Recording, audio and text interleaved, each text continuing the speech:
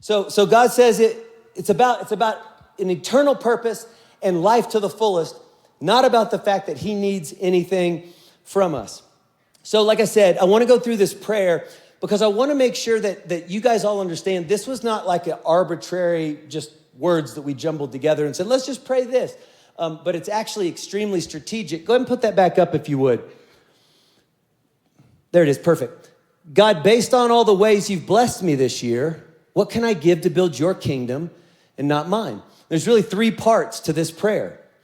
It's assuming that we understand, number one, that it's all from God, right?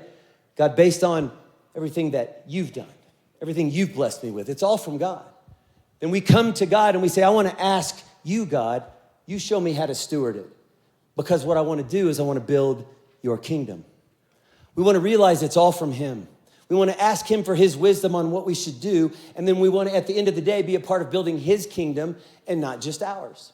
So let's go through these three things. It's all from God. Because I want you to know it's not just like strategic, it's extremely biblical. Psalm 24:1, the earth is the Lord's and everything in it. James 1:17, every good and perfect gift is from above, coming down from the Father. He says, everything is mine. And so every good thing that you find in your life comes from me. And then this one, he really lays down the hammer. He says, you may say to yourself, my power, he just knows us, right? My power and the strength of my hands have produced this wealth for me. He says, but remember the Lord your God, for it is he who gives you the ability to produce wealth. God says, don't ever get trapped in that I did that.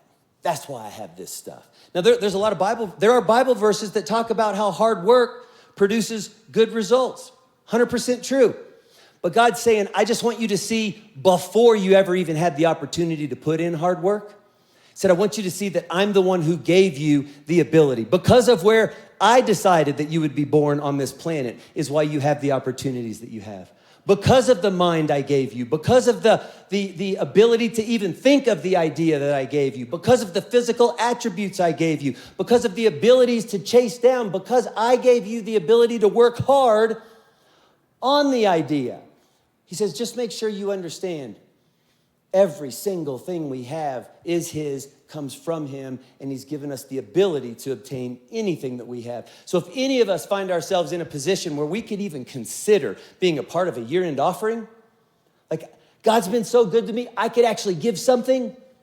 He says, just remember, every single bit of it comes from me. Number one, it's all from God, right? So number two, we're going to ask God.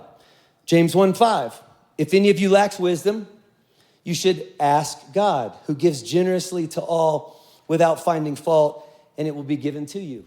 And we know this is, hopefully this prayer that we've been encouraging and challenging each other to pray for the last couple weeks, hopefully this becomes something that you take into every area of your life.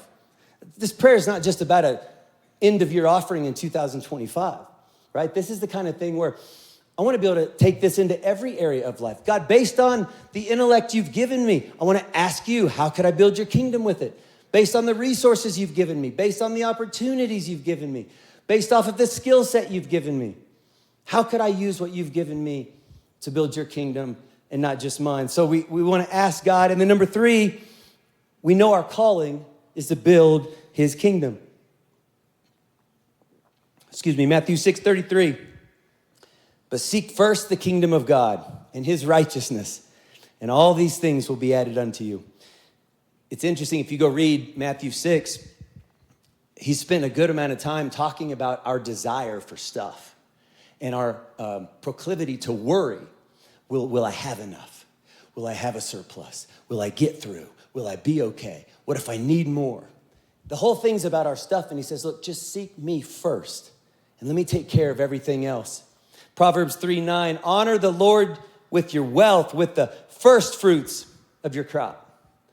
So I just wanted you to see, before we get started, I know we're kind of started, but before we really get into it, this prayer it's very strategic, but it's extremely biblical, and it applies to every area of our life. God, I want to always be mindful that what I have is from you. I want to always be going to you for guidance on how to handle what you've blessed me with. And I want to always have in my mind, I want to build your kingdom and not just mine.